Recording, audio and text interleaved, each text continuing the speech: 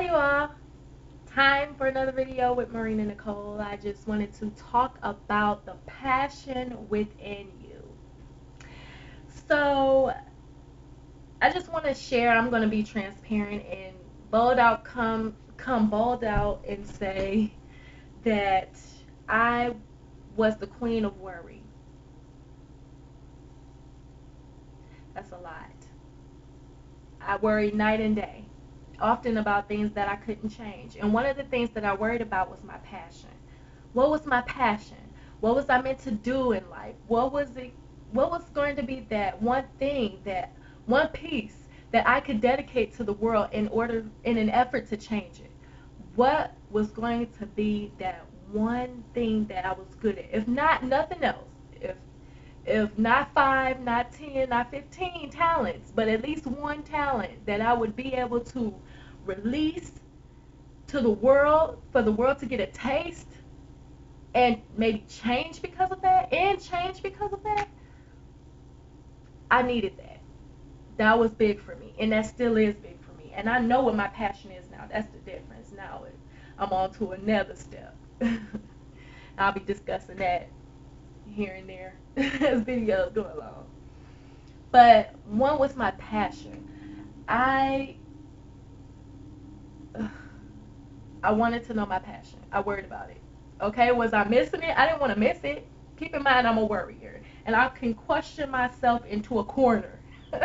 I gotta know the answer to a lot of stuff. So I would question the mess out of my worries. I would feed my worries. All right. So my passion was right in front of me, but I ignored that with the worries. I covered up my passion with the worries. Okay.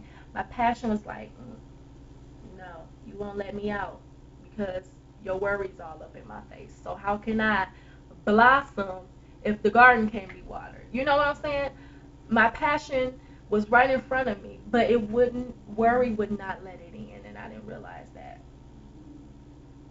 So it's just slowly but surely it was revealed to me. It was kind of something that I knew all along. I didn't know all along that it was my passion. I knew I was good in it, and that's writing.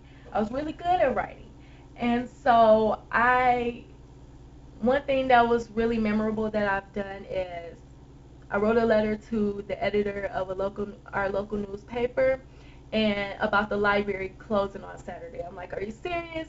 More children are going to be on the street, and I mean the children come in as library to escape all of what's going on out in the streets, and they're protected here, and now you want to close it on Saturdays in the summer. So I had a problem with that. I didn't get it published because I don't know, I didn't go for it. There we go. I didn't go for it. So I didn't take advantage of the opportunity, and it still haunts me now, but it's okay. Anyhow, a family member used that as the theme of one of theirs, as the theme of their assignment. Okay, well, she used my assignment for hers. I ain't even gonna lie, but I ain't saying what family member it was.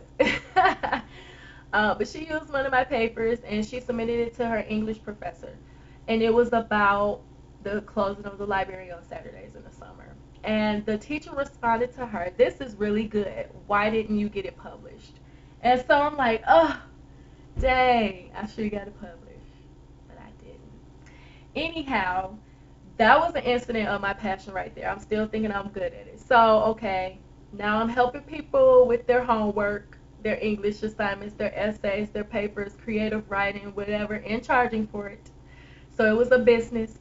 Um, but I was assisting them, and they would get like B's and A's, and yeah, they would get some really good grades and come out good. But so that was another incident where I'm like, oh, okay, that could be my passion. That's my passion. Maybe I'm good at it. Those were the thoughts that I was having. I'm good at it, so okay. So then at the end of 2012, I decided I want to write a book.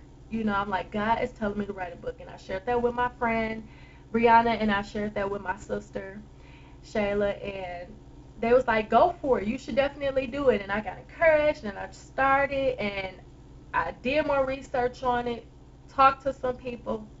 That's what I want to point out, because not a lot of people want to see you succeed, because if they did, they'd encourage you instead of talk down to you. But, I can't be mad at that because they're only human. But found out that it would take a year, and people were saying that's going to be a long process. You got to go through this, you got to go through that. And so I decided I didn't want to do it. A year was too long. I wanted to go for it and go for it now. Totally ignoring the fact that I had the ability to do so. All it was going to take is determination. So I shouldn't have been listening to what other people said to me about it. So I didn't take advantage of that opportunity. So that's when I'm like, okay, that's my passion. Writing is it. So a few months later, I started a blog, the Women's Empowerment blog. Women's Empowerment blog is pretty smooth. It's about relationships and just going through those situations and daily topics within the community of baby mama, baby daddy, the correct terminology. Um, I got some poems on there, sex symbol, I'm confused, just thoughts and emotions and opinions from me about variety of topics, a variety of things that's going on in society that we need to wake up and realize, and how to make ourselves better and improving upon positivity. That's what the blog is all about. And also, I started writing a lot. It was going to be a book. I started my book. It was a nonfiction book about the advice that I was talking about on my women's empowerment blog. So I started with that, and I stopped that. I just stopped it. And I used to have to struggle to get through it. I wanted to write. Sometimes I didn't, you know, because I was letting negativity get the best of me. I was scared of my own ability to succeed. That's what I was afraid of. And that's a lot of people's problem. That's a lot of the reason why we don't succeed, is because we're afraid of our greatness, what we're capable of. We are capable. Do it. Find your passion. So you can go ahead and project that energy out into the world and encourage other people. First Peter 8:4-8-10 says, we were put on this earth to serve one another. If your gift is words, do it with your words. Encourage one another with your words. I'm paraphrasing. But we all have a gift. We all have a purpose. So don't be scared of your own success, what you meant to be, because you have a piece of the puzzle. Are you willing to give your piece is the question.